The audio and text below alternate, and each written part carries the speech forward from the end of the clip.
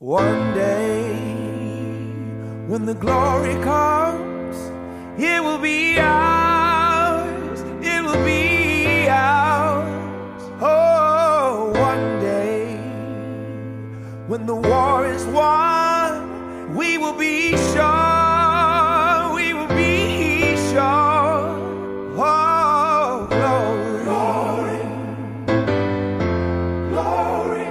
Oh.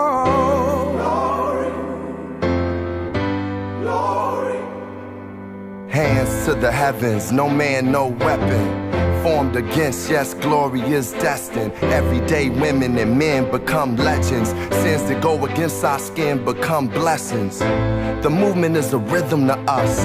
Freedom is like religion to us. Justice is juxtaposition in us. Justice for all just ain't specific enough. One son died, his spirit is revisiting us. True and living in us. Resistance is us. That's why Rosa sat on the bus. That's why we walk through Ferguson with our hands up. When it go down, we woman and man. The camera panned up, King pointed to the mountaintop, and we ran up. For the first 2 to 3 months, I was miserable. The gentlemen did not pay me any mind at all. When I would go to the lunchroom to eat, they would not sit at the same table as I did because I was a black woman. It was horrible. And I'll give you 2 little incidents that perhaps it shows you that I had a sense of humor about a lot of things. There was a little dining room beneath the house, the floor of the house, and that was the place where we could go to get a bite if we were going to have a long day. And I did not know that in that dining room the tables were designated to the different delegations. There was a table for New York, a table for Alabama, a table for... And I went one day to go down and sit at the table. Well, I sat at a table because nobody was sitting there, 10 chairs to the table, and I ordered my lunch. I was very hungry that day. And I got dessert and salads and a little bit of everything put on the table. And I always took the New York Times and read it while I was eating because nobody would sit by me. So this day, I felt something hovering around me.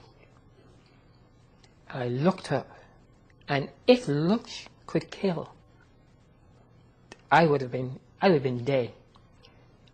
Because I was seated at the Georgian delegation table and didn't know it. Oh my goodness, of all tables. I was at the Georgian delegation table and didn't know it. And this man stood up and looked at me and said, "You sit at the wrong table." I said, "What did you say?" He said, "I say, you sit at the wrong table." I said, "What table is this?" "Yeah, Georgian delegation." "Oh," I said, "but you see, the tables do not have any labels." I didn't know, but tomorrow I will find out where New York sits here, and then I will go to New York. So I continued to eat. And he continued, "I say, you sit at the Georgian delegation table." And I said, "I say, if you don't move from here, I will so and so and so."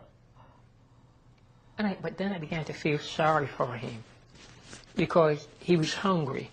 And I decided to use a different psychological approach. And I said, "You're hungry, aren't you?" And it's the first time he gave me a smile because I was nice to him. I said, "You're hungry."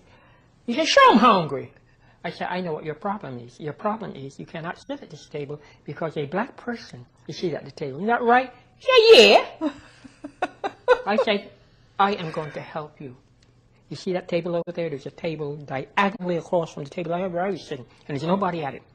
I said, "Look, you go over and you sit at that table, you order your lunch. If anybody bothers you, you tell them, see Shirley Chisholm." And I thought this would embarrass him, but it did not. This was the funniest thing to me. It did not embarrass him. He went right over to the table and he sat down. It just proves how ludicrous all this is. Oh, it's ridiculous. Then this other one, and this almost brought the house down. There was a gentleman that sat on the aisle on the house floor. My office was on the other side of the building, so when I would come to the floor, he could see me coming through because my office was on that side of the building upstairs, and he could see me coming down because where I was going to sit was right behind him. And every day I would come down and come through, and he would cough so badly. So one day I said to Brock Adams, who was the representative from the state of Washington, I said, why don't somebody do something for that poor man? He sounds like he has TB. There's something wrong with him. Yes. And he said, Shirley, I was waiting for you. He said, I want to tell you something. You got to do something. I said, what? He said, every time he sees you coming down and coming through, he starts coughing. And then when you come by his seat, he gets his handkerchief out. He spits in the handkerchief in your face. This was his way of greeting me in the United States House of Representatives. I said, he does, bro? I said, I thought. He said, what are you going to do about it? I said, watch me tomorrow. I had a sweater suit. And the jacket of the sweater had big pockets. And I went out and I purchased a male handkerchief. And I put it in the pocket. And the next day when I came in, sure enough, he started coughing. I said, baby, I'm going to fix you today. So just as I came in, he was going by the seat. By then, I had it synchronized as to when he would pull the handkerchief out to meet my face and then spit in the handkerchief. I said, yes, sir, that day, pull the handkerchief out just in time to spit in it and throw it in his face. And I said to him, beat you to today. From that day, he never coughed anymore.